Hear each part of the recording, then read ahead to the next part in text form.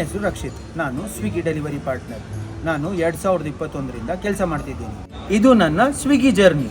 ನಾನು ಸ್ವಿಗ್ಗಿ ಸೇರೋಕ್ಕಿಂತ ಮುಂಚೆ ನಂದು ಒಂದು ಬಿಸ್ನೆಸ್ ಇತ್ತು. ಅದನ್ನು ನಾನು 2 ವರ್ಷ ತನಕ ನಡೆಸಿದೆ. ಕಾರಣಾಂತರಗಳಿಂದ ಅದು ಲಾಸ್ ಆಯಿತು. ಅಲ್ಲಿ ಕೂಡ ನನ್ನ ಬಾಸ್ ನಾನೇ ಆಗಿದ್ದೆ. ಲಾಸ್ ಆದಮೇಲೆ ನನಗೇನು ಮಾಡಬೇಕು ಅಂತ ಗೊತ್ತಾಗ್ತಾ ಇರಲಿಲ್ಲ. ನಾನು ಯಾರ ಕೆಳಗಡೆನೂ ಕೆಲಸ ಮಾಡೋಕ್ಕೆ ಇಷ್ಟ ಇರಲಿಲ್ಲ. ಆಗ ನನ್ನ ಫ್ರೆಂಡು ನನಗೆ ಸ್ವಿಗ್ಗಿ ಬಗ್ಗೆ ತಿಳಿಸ್ಕೊಟ್ಟ. ಸ್ವಿಗ್ಗಿಲಿ ಇಷ್ಟೊಂದು ಅರ್ನಿಂಗ್ಸ್ ಇದೆ ಅಂತ ಗೊತ್ತಿರಲಿಲ್ಲ. ಸ್ವಿಗ್ಗಿಲಿ ಇಷ್ಟೊಂದು ಅರ್ನಿಂಗ್ಸ್ ಇದೆ ಅಂತ ಮುಂಚೆನೇ ಗೊತ್ತಾಗಿದ್ದಿದ್ರೆ ನಾನು ಬಿಸ್ನೆಸ್ ಮಾಡೋಕ್ಕಿಂತ ಮುಂಚೆನೇ ಸ್ವಿಗ್ಗಿಲಿ ಕೆಲಸ ಮಾಡ್ತಿದ್ದೆ.